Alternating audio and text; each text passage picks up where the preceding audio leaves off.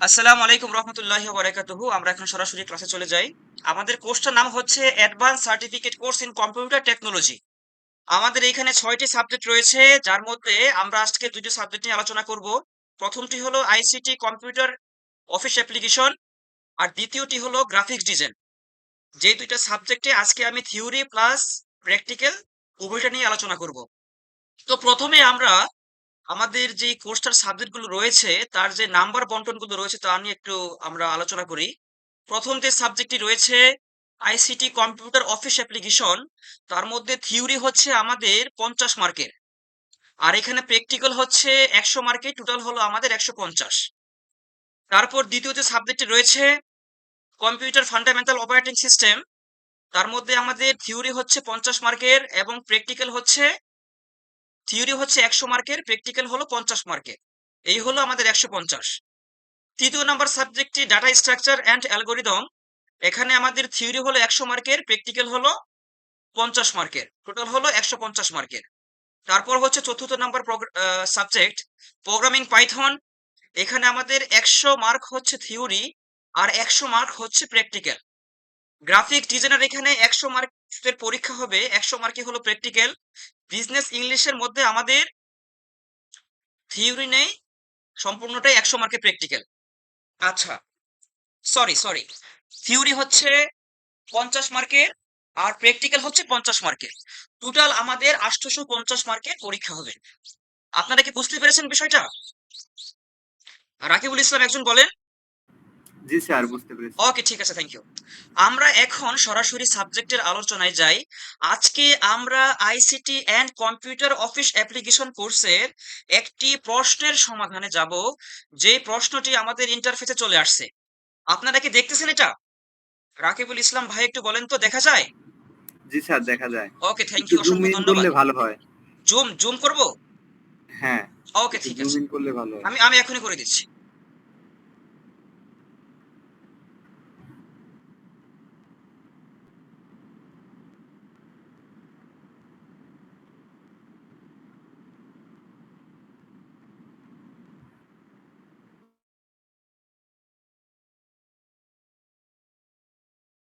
এখন ঠিক আছে কি?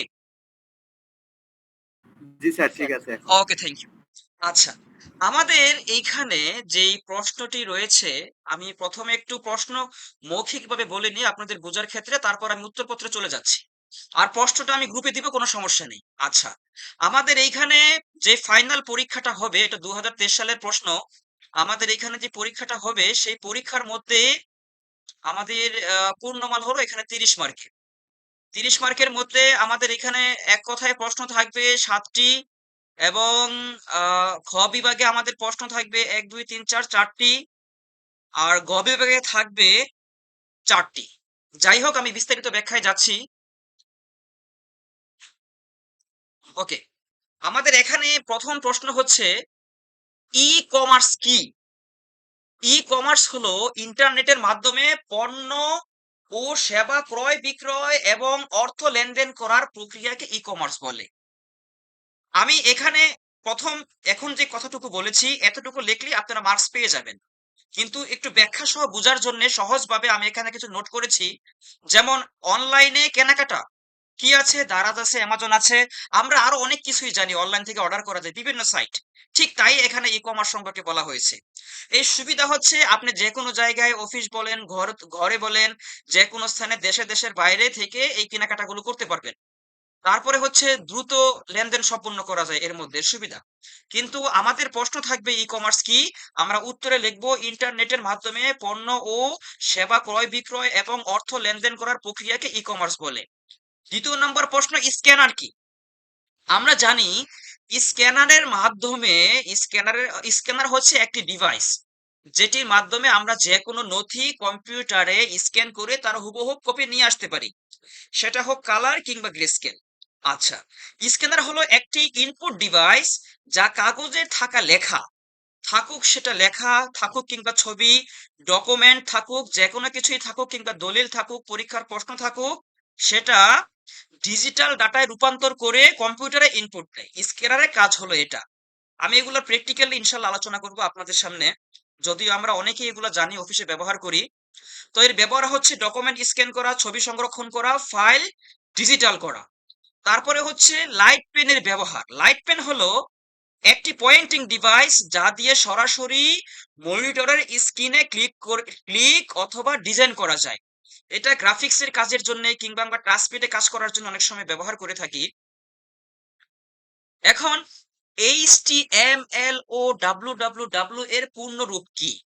HTML এর পূর্ণরূপ হলো হাইপারটেক্সট মার্কআপ ল্যাঙ্গুয়েজ এবং www এর পূর্ণরূপ হলো ওয়ার্ল্ড উইড ওয়েব। HTML সম্পর্কে আমরা এক কথায় বলতে পারি ওয়েব পেজ তৈরি করার ভাষা। আর দ্বিতীয়টা www হচ্ছে ইন্টারনেটে থাকা সব ওয়েব পেজের সমষ্টি। এই যে এই বিষয়গুলো যদি আমরা বুঝে একটু মুখস্থ করি বা কয়েকবার রিভিশন দেই, আশা করি আমার নলেজে চলে আসবে এবং পরীক্ষার সময় থিওরির যে বিষয়গুলো রয়েছে আমাদের দিতে সমস্যা হবে না, ইনশাল্লাহ রেজাল্টটাও ভালো হবে। আমরা বিভিন্ন সাবজেক্টের বিগত সালের প্রশ্নগুলো সমাধান করব প্রথমে, তারপর সিলেবাস ধরে আমরা শেষ করব যেন পরীক্ষায় আমাদের রেজাল্টটা ভালো হয়। তার 5 নাম্বার প্রশ্ন হচ্ছে ইন্টারনেটের সুবিধা। দ্রুত তথ্য আদান প্রদান করা যায়, অনলাইন শিক্ষা সম্ভব, ই-কমার্স সুবিধা পাওয়া যায়। যেমন আমরা এখন এখানে জুম মিটিং করতেছি এবং দ্রুত তথ্য আদান প্রদান করতেছি, আমি বলতেছি আপনারা শুনতেছেন। যে কোনো অনলাইনে অ্যাপ্লিকেশন করতেছি, সেটা হোক পাসপোর্ট অ্যাপ্লিকেশন, সেটা হোক অনলাইন অ্যাপ্লিকেশন, সেটা হোক বার্থ সার্টিফিকেট অ্যাপ্লিকেশন, সেটা হোক যে কোনো সুবিধাভোগী যে কোনো অ্যাপ্লিকেশন। আচ্ছা, তারপরে হচ্ছে যোগাযোগের জন্য আমাদের মেইল, মেসেঞ্জার ইত্যাদি ইন্টারনেটের একটা অংশ। গবেষণা ও তথ্য অনুসন্ধানের জন্য ইন্টারনেট ব্যাপকভাবে আমাদের সহায়তা করে। তারপর বিষয়টা হচ্ছে মেইল মার্জ কি? মেইল মার্জ হলো মাইক্রোসফট ওয়ার্ডের একটি ফিচার যার মাধ্যমে একই ধরনের চিঠি বা ডকুমেন্ট অনেক ব্যক্তির জন্য আলাদা নাম ঠিকানা সহ তৈরি করা হয়। আমরা আমাদের প্রশ্নের উত্তরে 2টা লাইনে লিখবো আর বাকি যে ব্যাখ্যাগুলো দিচ্ছি এটা বোঝার জন্য। উদাহরণ, একই চিঠি 100 জন শিক্ষার্থীর নাম সহ প্রিন্ট করা যায়। আমরা ইচ্ছে করলে 1000 জনের শিক্ষার্থীর নামও প্রিন্ট করতে পারবো। আমরা যখন প্র্যাকটিক্যালি যাব এগুলোর বিষয়ে ইনশাল্লাহ আমাদের ক্লিয়ার হবে। ডিজিটাল কন্টেন্ট এর সুবিধা কি? সহজে তৈরি ও সম্পাদন করা, দ্রুত শেয়ার করা যায়, কম খরচে তৈরি করা যায়, ছবি ভিডিও অডিও সংযুক্ত করা যায়। যেমন আমি আজকে আপনাদের যে ক্লাসটি নিচ্ছি এখানে থিওরির পরে যখন আমি প্র্যাকটিক্যাল নিব, আমি এখানে আমার ইচ্ছে মতো যে কোনো ছবি, যে কোনো অডিও, যে কোনো ভিডিও এবং যে কোনো থাম্বনেল আমি এড করতে পারবো সহজেই। ডিজিটাল কন্টেন্টের সুবিধাগুলো হলো এগুলা। তারপরে হচ্ছে খ বিভাগের মধ্যে OMR ও OCR এর মধ্যে পার্থক্য। এটা আমরা এখান থেকে মুখস্থ করে নিব, তবে আমি একটু রিডিং করে বোঝাচ্ছি। OMR এর পূর্ণরূপ হলো অপটিক্যাল মার্ক রিকগনিশন আর OCR এর পূর্ণরূপ হলো অপটিক্যাল ক্যারেক্টার রিকগনিশন। এর কাজটা কি? OMR এর কাজটা হলো মার্ক করা উত্তর পড়ে। মানে আমরা যে এমসিকিউ পরীক্ষাগুলো দিয়ে থাকি সেরকম এমসিকিউ যে প্রশ্নের উত্তরগুলো থাকে ঠিক সেই রকম উত্তরগুলো পড়বে কম্পিউটার। আর OCR হলো লেখা অক্ষর পড়া। হ্যান্ড রাইটিং এ যেগুলো আমরা বিস্তারিত লিখি সেটা OCR সঠিকভাবে করতে পারে, এটাকে নিতে পারে। তারপরে ব্যবহারটা হচ্ছে এমসিকিউ পরীক্ষা ক্ষেত্রে। মানে OMR হচ্ছে এমসিকিউ পরীক্ষার ক্ষেত্রে, OCR হলো ডকুমেন্ট স্ক্যান, বই স্ক্যানের ক্ষেত্রে। সংক্ষেপে OMR শুধু টিক মার্ক করে এবং OCR লেখা পড়ে। তারপরে হচ্ছে ব্রাউজার কি? ব্রাউজার হলো একটি সফটওয়্যার যা ইন্টারনেটে ওয়েবসাইট দেখার জন্য ব্যবহৃত হয়। জনপ্রিয় বাসগুলোর মধ্যে হচ্ছে Google Chrome, Mozilla Firefox, Microsoft Edge, Opera. তবে আমি আপনাদেরকে সাজেস্ট করব যে আপনারা সবসময় গুগল ক্রোমটা ইউজ করার চেষ্টা করবেন। এতে করে অনেক সুন্দরভাবে যে কোনো কাজ সঠিকভাবে সম্পন্ন করা সহজেই করা যায়। এর কাজ হচ্ছে ওয়েব পেজ দেখানো, ভিডিও, ইমেল লোড করা ইত্যাদি।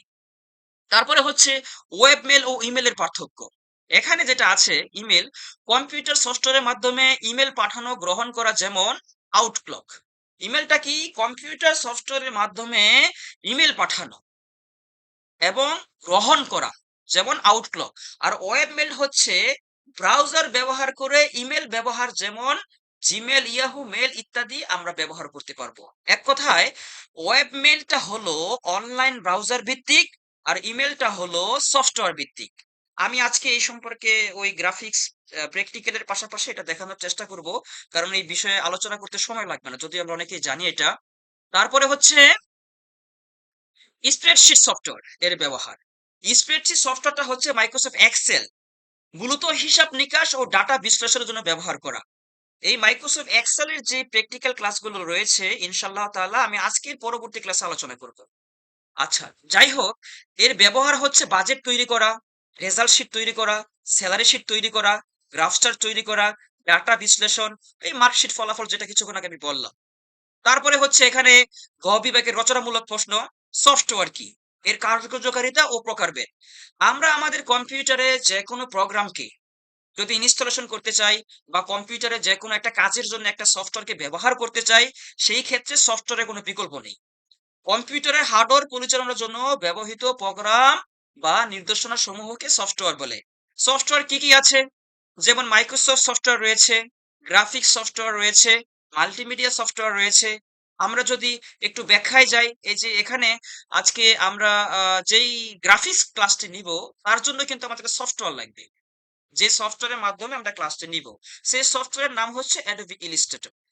অথবা আমরা পরবর্তী ক্লাসে মাইক্রোসফট এক্সেল এর যে হিসাব নিকাশ সম্পর্কে বিস্তারিত আলোচনা করব। যদি আমরা মাইক্রোসফট এক্সেল সফটওয়্যারটাকে সেটআপ করতে চাই, এটা হলো মাইক্রোসফট অফিস সফটওয়্যার, যার 3 ভার্সন রয়েছে, 7 রয়েছে, 10 রয়েছে, আম এভাবে একদম 2022 পর্যন্ত রয়েছে। এখন এই যে সফটওয়্যার গুলো আমাদের কিন্তু কম্পিউটার কেনার সময় এগুলো কম্পিউটারে সেটআপ থাকে না। এগুলো আমাদের দিয়ে নিতে হয়। কিংবা আমরা একটা প্রিন্টার কিনেছি, কম্পিউটারের সাথে এটাকে ইনস্টল করব। কিভাবে করব? এটা এই সফটওয়্যারের মাধ্যমে করব। সফটওয়্যারের কার্যকারিতা ব্যাপক। এই সম্পর্ক আমি আজকে অথবা পরবর্তী ক্লাসে আলোচনা করার চেষ্টা করব ইনশাআল্লাহ। যেগুলো আমাদের সবথেকে বেশি প্রয়োজন আমি সেগুলো একটু আগে আলোচনা করে নিব এবং পরবর্তীতে সিলেবাস অনুযায়ী ধারাবাহিকভাবে আমরা সামনে যাব। কার্যকারিতা কি? এই সফটওয়্যার ইনস্টলেশনের মাধ্যমে আমাদের হার্ডওয়্যার নিয়ন্ত্রণ করে, ব্যবহারের কাজ সহজ করে। আমরা সহজেই যেকোনো কাজ করার জন্য সফটওয়্যার কোনো বিকল্প নেই। হার্ডওয়্যার নিয়ন্ত্রণের জন্য সফটওয়্যারে কোনো বিকল্প নেই। ডাটা প্রসেসিং এর জন্য কোনো বিকল্প নেই। বিভিন্ন অ্যাপ্লিকেশন চালানোর জন্য এর ব্যাপক ব্যবহার করা হয়। প্রকারভেদ যেমন system software, Windows, Linux. Windows এর জন্য আমরা উইন্ডোজ শুরু থেকে যদি বলি এক্সপি ছিল, তারপর 7, তারপর 11, তারপর 10, এইভাবে আমাদের অনেক উইন্ডোজ রয়েছে। লিনাক্স, তারপর হলো application software, Word, Excel, Photoshop যেগুলো আমি কিছুক্ষণ আগে বললাম। তারপরে হচ্ছে ইউটিলিটি সফটওয়্যার, অ্যান্টিভাইরাস, আর হলো ডিস্ক ক্লিনার। 14 নম্বরে যেটা আছে, স্ক্যানার এর ব্লক ডায়াগ্রাম ব্যাখ্যা করো। এখানে জাস্ট শুধু আমাদের একটু মুখস্থ করতে হবে। আমি বাংলায় পাশে লিখে দিয়েছি বোঝার জন্যই, কিন্তু ইংরেজিতে এই কয়েকটা নাম লিখলেই হবে। এখানে স্ক্যানার এর ব্লক ডায়াগ্রাম গুলো হচ্ছে লাইট সোর্স, এটা লিখলেই হবে, বাংলাটা প্রয়োজন নেই, লিখলে ভালো। বোঝার জন্য দিয়েছি, এটা হলো কাগজে আলো দেয়। কিছু কিছু স্ক্যানার আছে যেটা কাগজে আলো দেয়, ব্লক ডায়াগ্রাম যেগুলো হয়ে থাকে। তারপর ডকুমেন্ট, ছবি থাকে। রিফ্লেকশন, আলো প্রতিফলিত হয়। সিসিডি সেন্সর, আলোকে ইলেকট্রনিক্স সিগন্যালে রূপান্তর করে। এডিসি, ডিজিটাল ডাটায় রূপান্তর করে। কম্পিউটার, চূড়ান্ত ইমেজ তৈরি করে। আমি এই স্ক্যানার ডিভাইসটা সম্পর্কে আপনাদের প্র্যাকটিক্যাল সরাসরি দেখাবো, যেন এটার উপরে সম্পূর্ণ ক্লিয়ার আসে, সমস্যা নেই। আর সহজ ফ্লো এটা আমি এখানে এমনিতে দিয়েছি, এটা ধরার দরকার নেই। তারপরে হচ্ছে স্টোরেজ ডিভাইস। এটা কি? যে ডিভাইসে ডাটা সংরক্ষণ করা হয় তাকে স্টোরেজ ডিভাইস বলে। আমরা অসংখ্য স্টোরেজের মাধ্যমে ডাটাকে সংরক্ষণ করতে পারি। স্টোরেজ ডিভাইসের প্রকারটা কি? এক নম্বরে হলো প্রাইমারি স্টোরেজ, যেমন র্যাম। আমরা অনেকেই জানি র্যামটা কি, এটা হলো একটা অস্থায়ী মেমোরি। রোম, এটা হলো একটা স্থায়ী মেমোরি, যেটা কম্পিউটারের মধ্যে আলাদা আলাদা ভাবে আমরা বাড়াতেও পারি, কমাতেও পারি, আবার এক্সট্রা লাগাতেও পারি, কিংবা থাকেও। Secondary storage, hard disk. তারপরে হচ্ছে এসএসডি এবং পেন ড্রাইভ, যেটা আমরা এক্সট্রা কিনে নিতে পারি, এগুলো সবই। মেমোরি কার্ড এবং সিডি ডিভিডি, যার সাহায্যে আমরা যে কোনো সফটওয়্যার ডিস্ক থেকেও নিতে পারি অথবা নেট থেকেও ডাউনলোড করতে পারি। এখানে এগুলোর কাজটা হচ্ছে ডাটা সংরক্ষণ করা, ভবিষ্যতে ব্যবহার করা, ব্যাকআপ রাখা। তারপর এখানে 15 নম্বরে আছে কম্পিউটার পেরিফারস। এটা হচ্ছে কম্পিউটারের সাথে যুক্ত অতিরিক্ত ডিভাইসগুলোকে, কম্পিউটারের সাথে যুক্ত অতিরিক্ত ডিভাইসগুলোকে, যেমন কি আছে আমাদের, যেমন ডিভিডি রুম আছে, তারপরে আছে পেন ড্রাইভ, তারপরে আছে মেমোরি কার্ড, এবং উপরে যে এসএসডি কার্ড এগুলো আলোচনা করেছি, এগুলা হচ্ছে পেরিফেরাল ডিভাইস। আচ্ছা, এর শ্রেণী বিভাগগুলো কি কি? শ্রেণী বিভাগ হচ্ছে যেমন input device, keyboard, mouse, scanner, আমরা এগুলাকে বলি ইনপুট ডিভাইস, যেগুলা কম্পিউটারে ইনপুট দিয়ে থাকে। আউটপুট ডিভাইস, আমরা যা ইনপুট দিই তার ব্যাকআপ পেয়ে থাকি, যেমন মনিটরে, প্রিন্টারে এবং স্পিকারে। Storage device, hard disk, pen drive. Communication device, modem, router. আমরা যদি আমার কম্পিউটারে ইন্টারনেট কমিউনিকেশন করতে চাই তাহলে কি করতে হবে? আমাদের মডেম লাগবে অথবা রাউটার লাগবে। এখন মডেমের যুগ চলেই গেছে, আমরা রাউটারের মাধ্যমে করে থাকি। যাই হোক, আমি এখানে যে বিষয়গুলো আলোচনা করেছি তার মধ্যে জিমেলের একটা শর্ট, একদম অল্প সময়ে আমরা একটু ব্যাখ্যায় যাই। আর তার আগে বলে নেই, রাকিবুল ভাইয়া, রাকিবুল ভাইয়া, জি স্যার। আমি যে কথাগুলো বলেছি আপনারা কি স্পষ্ট বুঝতে পেরেছেন? জি জি। হ্যাঁ, আমি শীঘ্রই প্র্যাকটিক্যালি যাব এবং এটার পিডিএফটা দিয়ে দিব আপনাদের জন্য, আরো হেল্পফুল হবে, সমস্যা নেই। ঠিক আছে, আপনারা পরবর্তী হ্যাঁ, নির্দেশনায় পিডিএফটা যান। দিলে ভালো জি, হয়। অবশ্যই সব দেব আমি, কোনো সমস্যা নাই। এটা রেকর্ডিং ক্লাসটাও দিয়ে দিব, সর্বাত্মক 100% হেল্প পাবেন ইনশাআল্লাহ। ঠিক আছে, আমরা আমাদের এখানে এই এখান থেকে আমরা আমাদের এখান থেকে একটা জিমেল ওপেন করে নেই। আচ্ছা, আমি যদি এখান থেকে কোনো জিমেল কাউকে পাঠাতে চাই, যদি কাউকে কোনো জিমেল করতে চাই, আমি প্রথমে যাব আমার এখানে এই কম্পোজ, আমি জুম করে নিই যেন আপনারা বুঝতে পারেন। আমি যাব এই কম্পোজে। কম্পোজে যাওয়ার পরে আমার প্রথম কাজ হচ্ছে আমি কার কাছে কোনো ডকুমেন্ট পাঠাবো, কোনো তথ্য পাঠাবো, যার কাছে পাঠাবো তার জিমেল অ্যাড্রেসটা লেখা। যদিও আমরা এগুলো সবাই জানি, তবুও নিয়ম অনুসারে ধাপে ধাপে প্রত্যেকটা বিষয় আমাদের বুঝে নেওয়া উত্তম। যদিও আমরা অনেক কিছুই জানি, তাহলে আমাদের জানা বিষয়গুলো পুনরায় জানা হলে আরো ভালো হয়। যাই হোক, টুতে আমরা যাকে পাঠাবো তার জিমেল অ্যাড্রেসটা দিব। যেমন আমি দুর্বাটি কামিল মাদ্রাসায় জব করি, আমার অফিসের জিমেল অ্যাড্রেসটা হচ্ছে, এটাই আমি দিচ্ছি।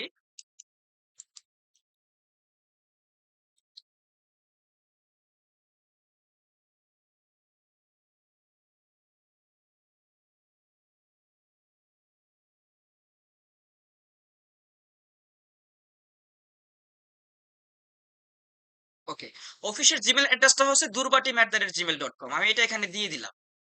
এখন আমি যে কথাগুলো বলি আপনারা আগে শুনেন, তারপর আমি বিস্তারিত ব্যাখ্যায় যাব। এটা হচ্ছে আমি যাকে পাঠাবো তার জিমেল অ্যাড্রেস। আমি ইচ্ছে করলে এখানে আরো কয়েকজনকে একসাথে সাউন্ড তো আমার, শোনা যাচ্ছে না। ওকে ওকে ওকে, থ্যাংক ইউ বলার জন্য। এখন শুনতে পাচ্ছেন? জি স্যার। হ্যাঁ, ওকে। কোনো সমস্যা হলে সাথে সাথে এভাবে বলবেন। যিনি বলেছেন আপনাকে অসংখ্য ধন্যবাদ। কারণ কম্পিউটার ডিভাইসটা এরকম, কখনো ভুল করে কোনো চাপ লেগে কোনো সমস্যা হয়ে যায়, কিংবা ডিভাইসের সফটওয়্যারে অপারেটিং সিস্টেমে কোনো সমস্যা হয়ে যায়, তখন আমরা যৌথভাবে সমাধান নিয়ে নিব। সেটা আমাকে এভাবে হেল্প করে ফেলবেন ইনশাল্লাহ। ঠিক আছে, এখন যে বিষয়টা বলতেছি আমি শুরু থেকে আবার বলি, যেহেতু একটু সমস্যা হয়েছিল। আমি এখানে কম্পোসে যাব জিমেল পাঠানোর জন্য। যদিও আমরা এটা সবাই জানি, কিন্তু জানা বিষয়টা আমাদের পুনরায় দেখলে সবার জন্যই আরো ভালো হয়, এই জন্য আমরা ধৈর্য সহকারে দেখি। এখানে টুটা হচ্ছে আমরা যার কাছে জিমেল পাঠাবো তার অ্যাড্রেস, তার জিমেল অ্যাড্রেস। আমি এখানে একটা জিমেল অ্যাড্রেস দিয়ে দিচ্ছি, যেমন মামুদুর রহমান মাসুম 1, আমি এই জিমেলটা দিলাম। এই জিমেলটা দেওয়ার পরে আমি ডান পাশে দেখতেছি সিসি বিসিসি। সিসিটা হলো আমি যেই তথ্যগুলো পাঠাবো, যদি ওই একই তথ্য দ্বিতীয় কোনো ব্যক্তির কাছে পাঠাতে চাই, ঠিক এখানে তার অ্যাড্রেস দিয়ে দিব। আমি এখানে দিলাম মামুনুর রহমান মাসুম 4, যে আমি তার কাছে পাঠাবো। এখন মনে হলো যে না, আমি আরো একজনের কাছে পাঠাতে চাই, আমি যা পাঠাবো তা আরো একজনের কাছে পাঠাতে চাই। সেই ক্ষেত্রে আমি বিসিসি তে ক্লিক করে আমি এইখানে আরো একটা জিমেল দিয়ে দিতে পারি। এই 3টা জিমেল হলো আমার 3টা প্রতিষ্ঠানের, আর আরেকটা জিমেল আপনাদের সাথে ইউজ করতেছি। যাই হোক, এখন আমরা যখন জিমেলটা অ্যাটাচ কমপ্লিট হয়ে যাবে, জিমেলটা দেওয়া শেষ হয়ে যাবে, তখন সাবজেক্টে যাব। আমি যা পাঠাবো তার যেই মূল টাইটেল আমি সেটা দিব। আমি এখন কি পাঠাবো এটা হলো আমার বুঝার বিষয়।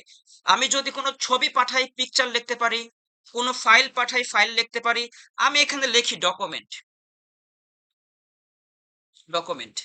এখন এখানে যেটা আছে, এই যে খালি ঘর, আমার যদি কোনো বিশেষ বার্তা থাকে, আমি যার কাছে পাঠাবো ওনাকে আমি দিতে পারি। ইংরেজিতেও লিখে দিতে পারি, বাংলায়ও কি আমি লিখে দিতে পারি। যেহেতু ইংরেজিটা আমরা দেখেছি কিবোর্ড থেকে এটা সহজ, আমি এখান থেকে এই আইকনে ক্লিক করব। এই আইকনে ক্লিক করে বিজয় আইকনে এখানে ক্লিক করে আমি ইউনিকোড দিব। ইউনিকোড দিয়ে আমি দিতে পারি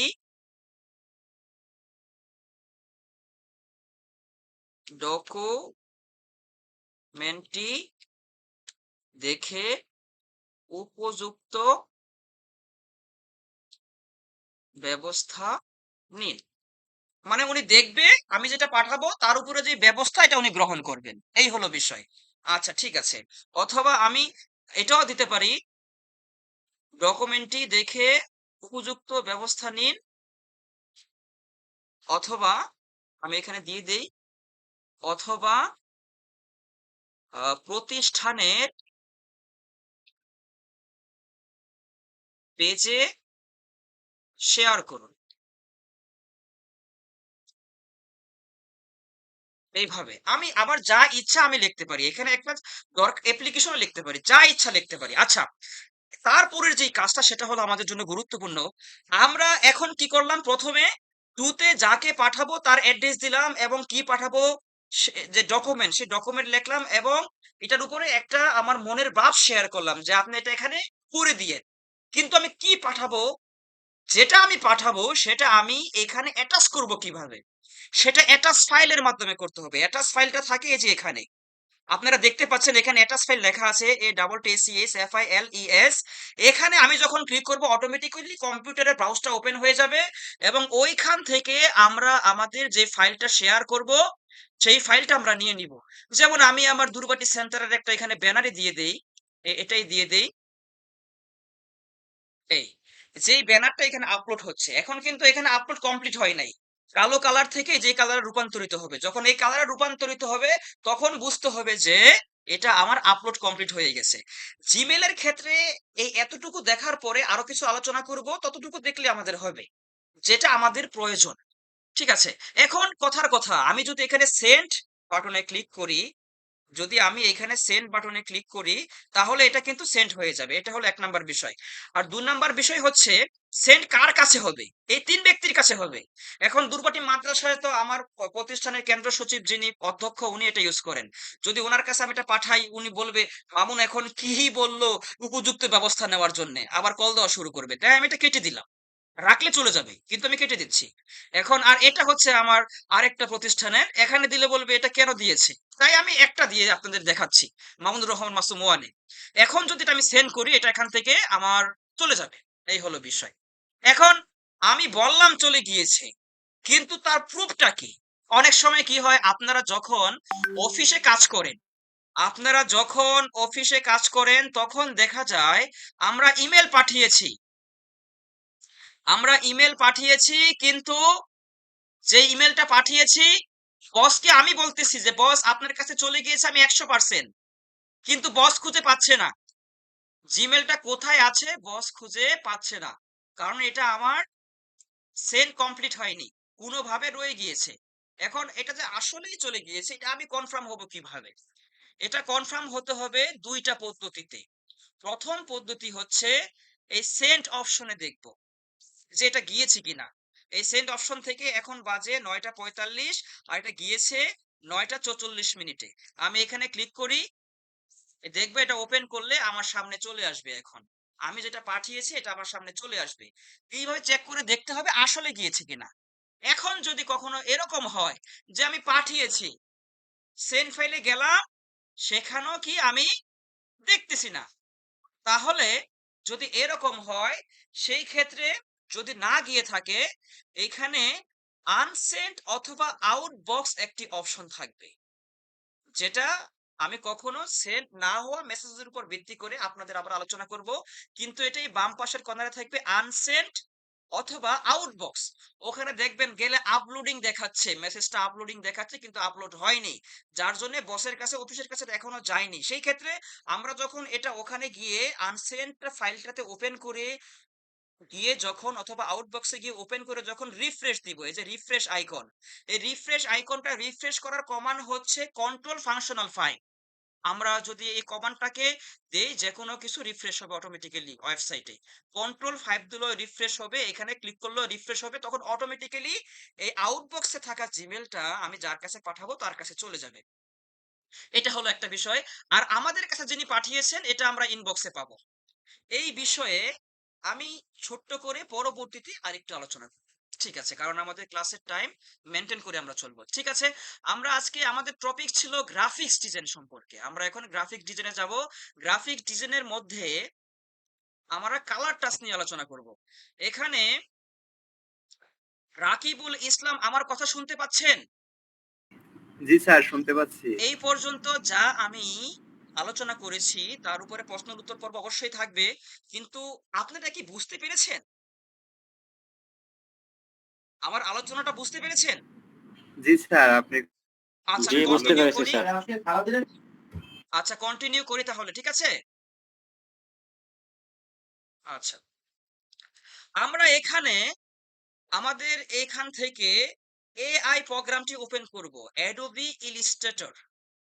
অ্যাডোবি ইলিস্ট্রেটর আমাদের ওপেন হওয়া অবধি আমরা একটু কথা বলি। এটার কাজটা হচ্ছে ডিজাইন করা।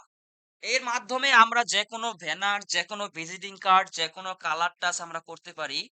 আপনাদেরকে আমি প্রয়োজনীয় অনেক গুরুত্বপূর্ণ কোর্সের লিংক দিব, কম্পিউটার প্রোগ্রামের লিংক দিব, যেগুলা থেকে আপনারা বিভিন্ন এই কোর্সের ভিতর কিংবা কোর্সের বাহিরে সেবা নিতে পারবেন যদি আল্লাহ চায়।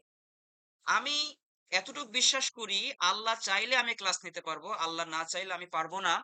যতদিন আল্লাহ চায় আমি নেওয়ার চেষ্টা করব। এখন এখানে আমি একটা নিউ ফাইল ক্রিয়েট করলাম। যখন এরকম ইন্টারফেস আসবে আমি নিউ ফাইল ক্রিয়েট করব।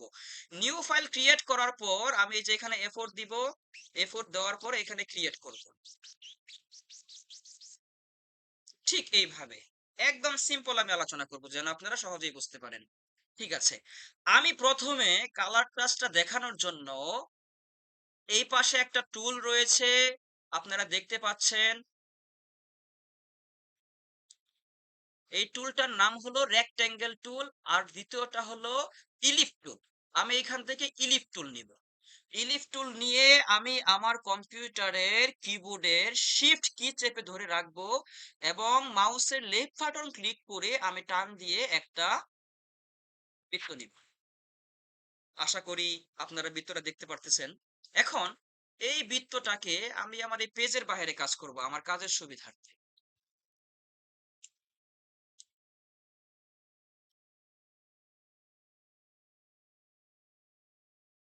ওকে, এখানে এই বৃত্তটা দিয়ে আমি কাজ করব। এই বৃত্তটাকে আমি শিফট কি চেপে আরো ছোট করে নিলাম। ওকে, এখন এখন যে বৃত্তটা আমাদের সামনে রয়েছে, এই বৃত্তটা থেকে আমরা আরো অনেক বৃত্ত বানাতে পারি কালার টাচটা কি আসলে বোঝার জন্য। আমি যদি এখান থেকে আরো একটা বৃত্ত বানাই তাহলে কিবোর্ডের প্রথমে কন্ট্রোল সি দিব, তারপর কন্ট্রোল এফ দিব। কন্ট্রোল এফ দেওয়ার সাথে সাথে ঠিক তার উপরে আরেকটা বৃত্ত চলে এসেছে। তখন এই বৃত্তটা আমি নিব কিভাবে? কিবোর্ডের শিফট এবং অল্টার একসাথে চেপে ধরে রেখে মাউসের চিহ্ন যখন এইভাবে দুই দিকে তীর চিহ্ন আসবে ক্লিক করে আমরা নিয়ে নিব ঠিক এইভাবে। এবং এটা দেখার জন্য আমাদের এখানে যেই আম,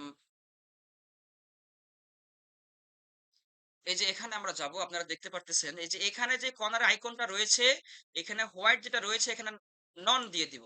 তাহলে ভিতরের যেই ইয়েটা রয়েছে কালারটা চলে যাবে, তাহলে বুঝতে সুবিধা হবে। এখন পুনরায় আমরা কন্ট্রোল সি কন্ট্রোল এফ দেই, তারপর কি করব কিবোর্ডের শিফট প্লাস অল্টার চেপে আমরা আরেকটা বৃত্ত নিব কালার টাচটা বোঝার জন্য। আমি এই বৃত্তগুলো একাধিক করতেছি যেন কালার টাচটা আসলে কি আমরা বুঝতে পারি, কারণ গ্রাফিক ডিজাইনের উপরে এই কালার টাচটা প্র্যাকটিক্যাল অতি গুরুত্বপূর্ণ। এটা 99%ই থাকে। এখন এই যে এখানে যে বৃত্তটা আমরা নিয়েছি, এটা এইভাবে সিলেক্ট থাকা অবস্থায় আমি কিবোর্ডের আবার কন্ট্রোল সি কন্ট্রোল এফ, তারপর পুনরায় শিফট অল্টার কি চেপে ধরে রেখে মাউসের লেফট বাটন দুই দিকে তীর চিহ্ন থাকা যখন আসবে ক্লিক করে আবার আমরা বাইরে নিব। ঠিক আছে, এখন এখন এখানে আমি আরেকটা বৃত্ত একইভাবে নেই, কন্ট্রোল সি কন্ট্রোল এফ, তারপর শিফট অল্টার চেপে ধরে রেখে আমি এইভাবে নিয়ে নিলাম। এখন পুরো ইন্টারফেসটাকে আমি জুম আউট করি। এটা জুম আউট করতে হবে কিবোর্ডের কন্ট্রোল মাইনাস দিয়ে, ছোট হয়ে গিয়েছে। এখন এখানে আমি আবার কন্ট্রোল সি কন্ট্রোল এফ দিয়ে শিফট অল্টার চেপে আমি আরেকটা নিয়ে নিই। ঠিক আছে,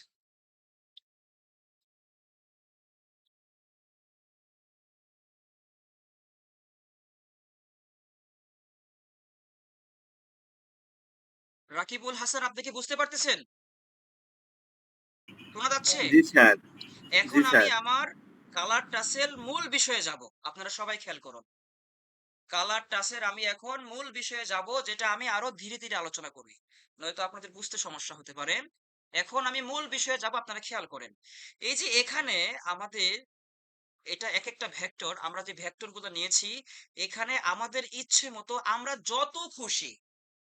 যত খুশি কালার করতে পারি, যত খুশি কালারকে টাচ করতে পারি, যেখানে খুশি সেভাবে সেখানে কালার দিতে পারি। এই যে এখানে আমরা দেখতে পাচ্ছি, আরেকটু জুম করে নিচ্ছি। এই যে এখানে আমরা দেখতে পাচ্ছি, এই যে রাউন্ডটাতে যত জায়গা আছে, এইখানে যতগুলা খুশি আমরা কালার এড করতে পারি, শুধু একটাতে না, একটাতে যতগুলা খুশি কালার এড করতে পারি, এবং প্রতিটাতে আমরা আমাদের ইচ্ছে মতো কালার এড করতে পারি, কোনো সমস্যা নেই। এখন প্রশ্ন হলো যে আমরা কিভাবে কালারটা এড করার পূর্বে কালারটা এড করার পূর্বে আমি এই মাঝখানে আরেকটা বৃত্ত বানিয়ে নিই। এখানে ক্লিক করে কন্ট্রোল সি কন্ট্রোল এফ, তারপর শিফট অল্টার দিয়ে আমি এটাকে আবার একটু ছোট করি। এবার মাঝখানে খালি খালি লাগে। যাই হোক, এখন আপনার ভলিউম লো হয়ে গেল হঠাৎ করে। আচ্ছা আচ্ছা, আমি ভলিউম হাই করে দিচ্ছি, সমস্যা নেই। এখন শোনা যাচ্ছে কি? এখন শোনা যাচ্ছে? জি স্যার। ওকে জি ওকে, ঠিক স্যার, আছে। ঠিক আছে। তো আমি এখন মূল কালারটাতে যাচ্ছি। এখানেতে আমি আরো ভলিউম বাড়াচ্ছি, 1 মিনিট, একটু হেল্প করেন। আমার কথা কি এখন শুনতেছেন সবাই? ওকে, ঠিক আছে। তাহলে আমি আলোচনায় যাই। এখানে প্রথমে আমার করণীয় হচ্ছে, আমি যে টুলটা দিয়ে প্রথম বৃত্ত নিয়েছিলাম, ওখান থেকে রেক্টেঙ্গেল টুলটা নিব। রেক্টেঙ্গেল টুলটা দিয়ে আমি এইখানে একটা চতুর্ভুজ নিব। এই যে আমি একটা চতুর্ভুজ নিয়ে ফেললাম। চতুর্ভুজ দিয়ে নেওয়া হয়েছে, ভিতরের কালার যখন দিয়ে দিব তখন আমি বুঝতে পারবো। কিন্তু প্রকৃতপক্ষে কালারটা ছাড়া এখন আমি কাজ করব, বিষয়টা পুরো যেন দেখা যায়, বোঝানো যায় সেই ক্ষেত্রে। এখন আমি এখানে কি করব, আমার এখানে লাইন সেগমেন্ট যেই অপশনটা আছে, এখান থেকে এই লাইনটা নিব। লাইনটা এখান থেকে আমি এই যে ক্লিক করে কিবোর্ডের শিফট কি ধরে রাখবো, ক্লিক করে এখান থেকে আমরা টান দিয়ে নিব। দেখেন একটা লাইন অলরেডি এখানে চলে এসেছে। আমি এটা কন্ট্রোল জেড দিয়ে বাদ করে দিচ্ছি আবার দেখানোর জন্য। এইখানে ক্লিক করে আমি টান দিব মাউসের লেফট বাটন ধরে।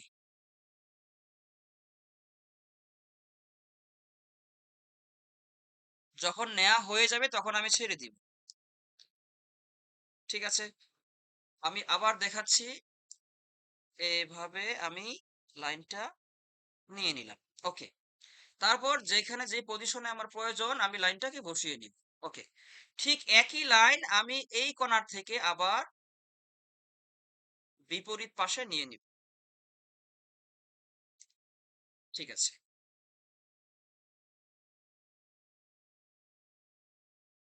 কন্ট্রোল জেড দিয়ে এটা বাদ করে দিচ্ছি। আমি এগেইন আবার নিয়ে নিচ্ছি।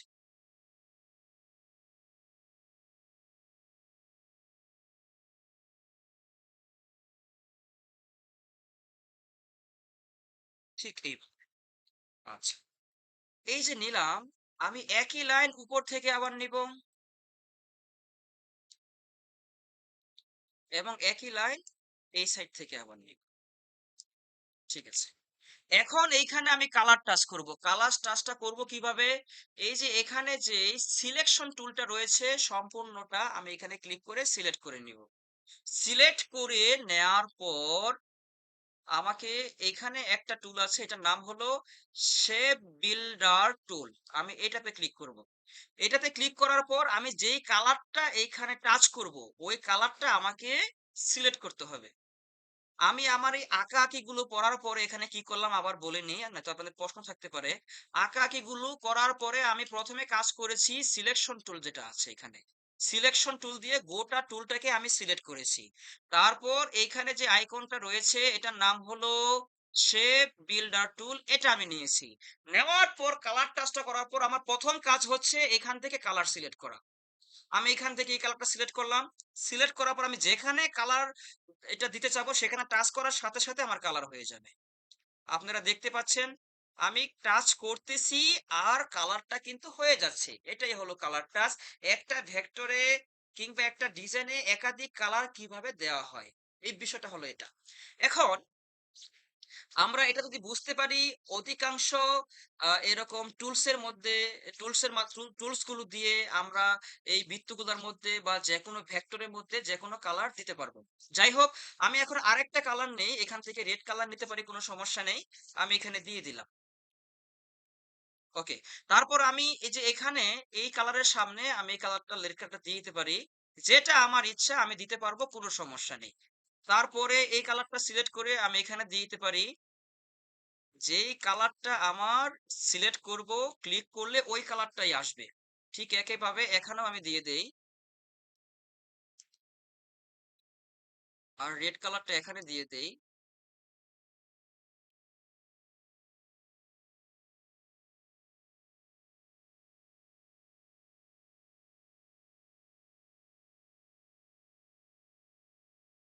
এইভাবে ক্লিক করে করে আমরা কালার দিয়ে দিব।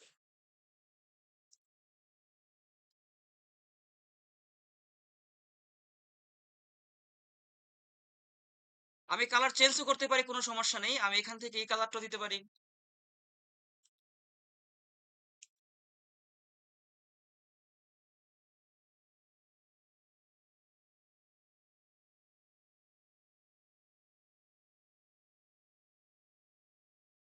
এইভাবে কালার সিলেক্ট করলে ক্লিক করলেই হয়ে যাবে। আর মাঝখানে যে বৃত্তটা আছে এটাকে আমি অন্য একটা কালারে রূপান্তরিত করতে পারি। এইভাবে আলাদা আলাদা না দিয়ে গোটা বৃত্তটাকে একটা কালারে রূপান্তর করতে পারি। কিভাবে? আমি এইখান থেকে পুনরায় এই টুলসে যাব। এইখানে যেটা আছে ইলিপস টুল, এটা আমি নিব। নেওয়ার পর আমি এইখানে শিফট কি চেপে ধরবো। ধরে আমি এই বৃত্তটাকে এখানে বসিয়ে দিব।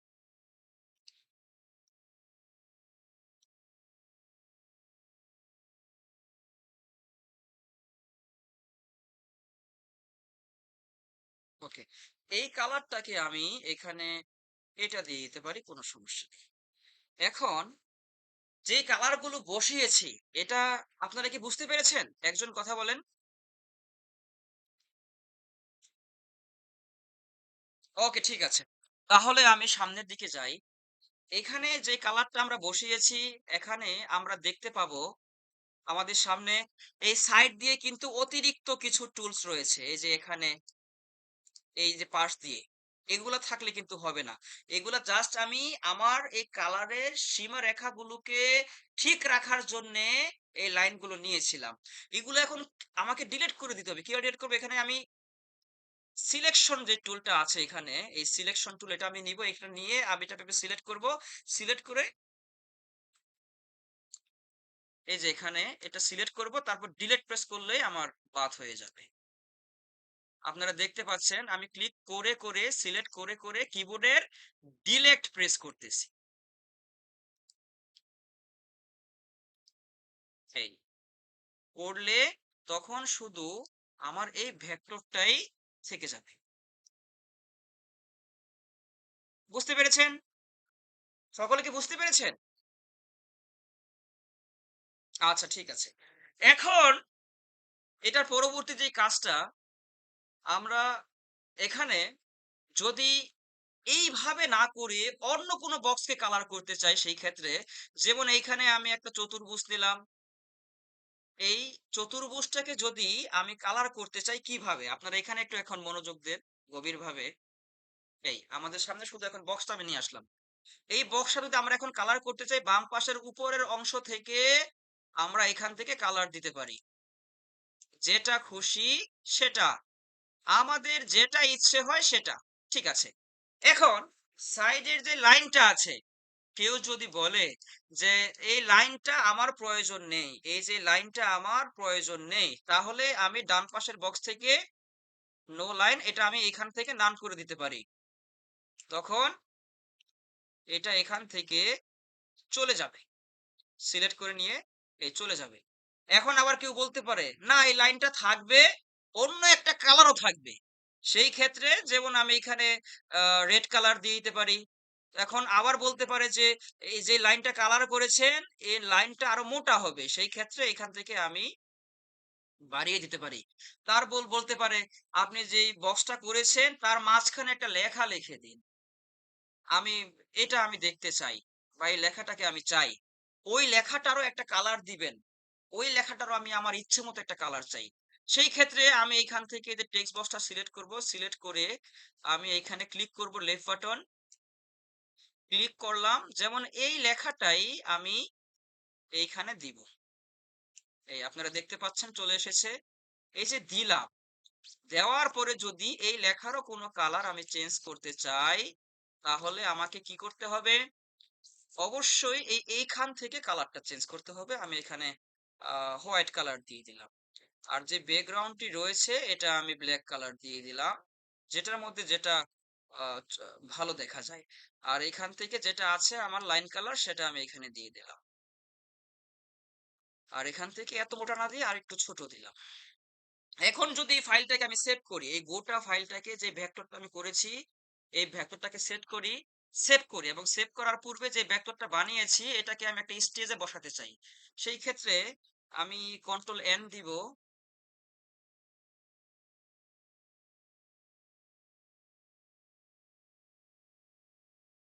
ফাইল ওপেনে যাব। ফাইল ওপেনে গিয়ে আমি আমার এইখানে যে ফাইলটি রয়েছে এটা আমি ওপেন করব। এখানে একটি স্টেজ বানানো আছে সহজ করার জন্য।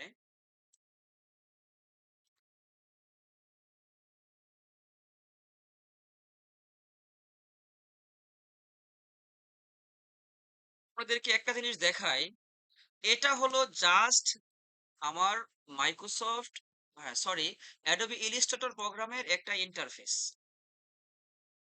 পুরো ফাইলটা হলো এই এতটুকু ছোট, এটা আরো ছোট হবে। দেখতে পাচ্ছেন অনেক ছোট। এখানে আমার এআই অনেক ডিজাইন রয়েছে যেখান থেকে আমি জুম করে কিভাবে জুম করব, কন্ট্রোল প্লাস। এই যে এই ফাইলগুলো জুম করা হয় কন্ট্রোল প্লাস, মাইনাস করা হয় কন্ট্রোল মাইনাস। এই যে এখান থেকে আমার যেই এখানে একটি স্টেজ আগে বানানো ছিল এখান থেকে এটা কপি করলাম, ব্লক করে কন্ট্রোল সি। আর এখানে ক্লিক করে আমি আগের ফাইলে চলে আসব, আর পরবর্তী ফাইলে এখানে ক্লিক করে যাই হোক আমি আগের ফাইলে চলে এসে এখানে কন্ট্রোল ভি দিলাম, কন্ট্রোল সি দিয়ে কপি করলাম, কন্ট্রোল ভি দিয়ে আমি পেস্ট করে নিলাম। তারপর এখন এটা আমি এখানে দিয়ে দিলাম। এখন দেখা যাচ্ছে এই ভেক্টরের উপরে স্ট্রেসটা উঠে গিয়েছে। সেই ক্ষেত্রে আমি নিচে নামাবো কি দিয়ে? কন্ট্রোল থার্ড ব্র্যাকেটের ফার্স্ট ব্র্যাকেট, অথবা উপরেরটা সিলেক্ট করে কন্ট্রোল থার্ড ব্র্যাকেটের সেকেন্ড ব্র্যাকেট। এইভাবে আমি জাস্ট কালার টাচটা হলো আজকের বিষয়, কিভাবে আমি কালারটা একটা ভেক্টরে অসংখ্য জায়গায় একাধিক কালার দিতে পারবো, আর একটা বক্সে কিভাবে কালার করতে পারবো এবং বক্সের উপরে কিভাবে লিখতে পারবো।